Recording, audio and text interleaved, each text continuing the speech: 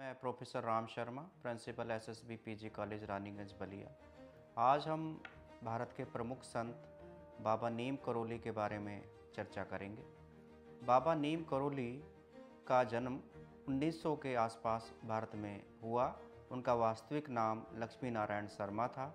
उनसे जुड़ी हुई एक प्रमुख घटना है कि वो एक बार ट्रेन की यात्रा कर रहे थे। किसी अंग्रेज टीटी ने उन्हें ट्रेन से उतार दिया। उनके उतरते ही वो ट्रेन रुक गई। अंग्रेज़ों ने पूरा दिन प्रयास किया ट्रेन को स्टार्ट करने का, वो स्टार्ट नहीं हुई। तभी कुछ व्यक्तियों ने कहा कि बाबा को आप दोबारा ट्रेन में बैठाइए, तब ये ट्रेन चलेगी। ऐसा ही हुआ। अंग्रेज़ टीटी ने जाके बाबा नीम करोली से माफ़ी मांगी और उन्हें वापस ट्रेन में बैठाया गया, तो ट्रेन पुनः आरंभ हुई। अब हम बात कर लेते हैं कि बाबा नीम करोली का प्रभाव न केवल भारत में है बल्कि विश्व में, पूरा विश्व बाबा नीम करोली का लोहा मानता है।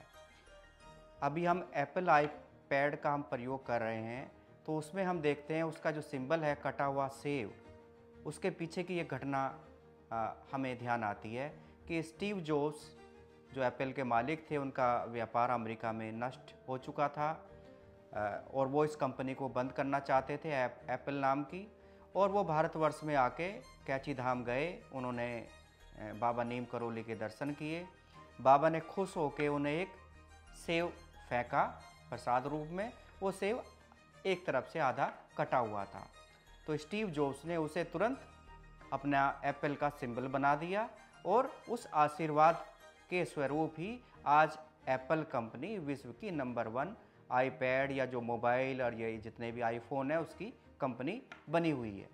इसी तरह से इनकी अगर अमेरिकन लेगेसी की बात करें बाबा नीम करोली की, तो उनके एक प्रमुख अमेरिकी संत हुए हैं, उनका नाम है रामदास। एक और उन्हीं के रामदास के शिष्य हुए हैं, उनका नाम है कृष्णादास, जो हनुमान जी के बड़े बड़े भजन वो गाते हैं।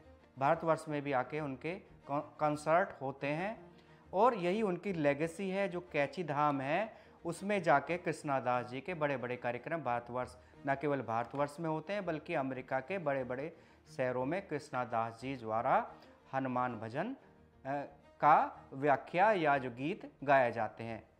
उसी पे हम आगे चलें तो एक हनुमान दास हैं, इन्हीं की लेगेसी में रामदास जी के। और रामदास जी हवाई एक द्वीप है अमेरिका का, वहाँ पे रह के उन्होंने अपना एक आश्रम टाइप बनाया और वो बाबा नीम करोली के प्रमुख अमेरिकी शिष्यों में से एक हैं। हालांकि रामदास जी की डेथ हो चुकी है, लेकिन उनका प्रभाव बाबा नीम करोली का आज भी भारतवर्ष में है। बाबा नीम करोली की भी मृत्यु सन 1973 में हो चुकी है। उसके बाद श्री माँ उनकी उत्तराधिकारी बनी। श्री माँ का भी एक बहुत ही चमत्कारी घटना मैं आपको बताता हूँ। 8-10 वर्ष पूर्व मैं ऋषिकेश गया था, तो वहाँ मुझे 2 अमेरिकी लेडीज़ मिली जिनको कैंसर था, पैंक्रियाटिक 4th स्टेज कैंसर था, और अमेरिकी डॉक्टर्स ने जवाब दे दिया था कि अब ये आपका कैंसर ठीक नहीं हो पाएगा, इससे ज़्यादा कीमोथेरेपी नहीं हो पाएगी, अब आप ठीक नहीं हो पाएंगी।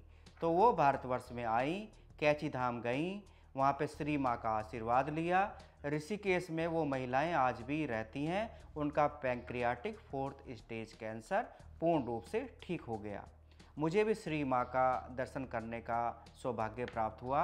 हालांकि श्री माँ भी ब्रह्मलीन हो चुकी हैं, लेकिन बाबा नीम करोली की जो ये परंपरा है या हनुमान जी का जो आशीर्वाद है वो निरंतर भारतवर्ष पर बना हुआ है।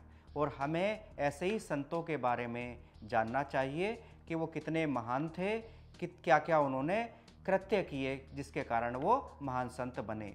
बाबा नीम करोली के बारे में एक और चीज़ कही जाती है कि वो 2 स्थानों पे एक ही समय में उपस्थित हो जाते थे।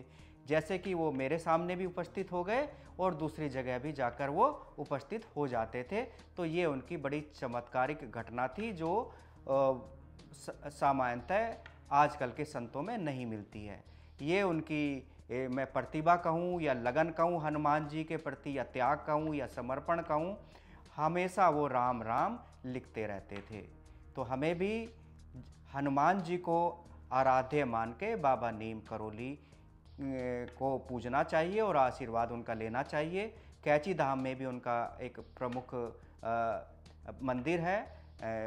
बाबा नीम करोली का। और ऋषिकेश में भी जैसे ही आप प्रवेश करेंगे तो वहाँ भी बाबा नीम करोली का आश्रम है और बहुत बड़ी हनुमान जी की मूर्ति लगी हुई है।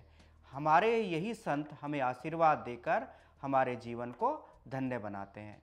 धन्यवाद, नमस्कार।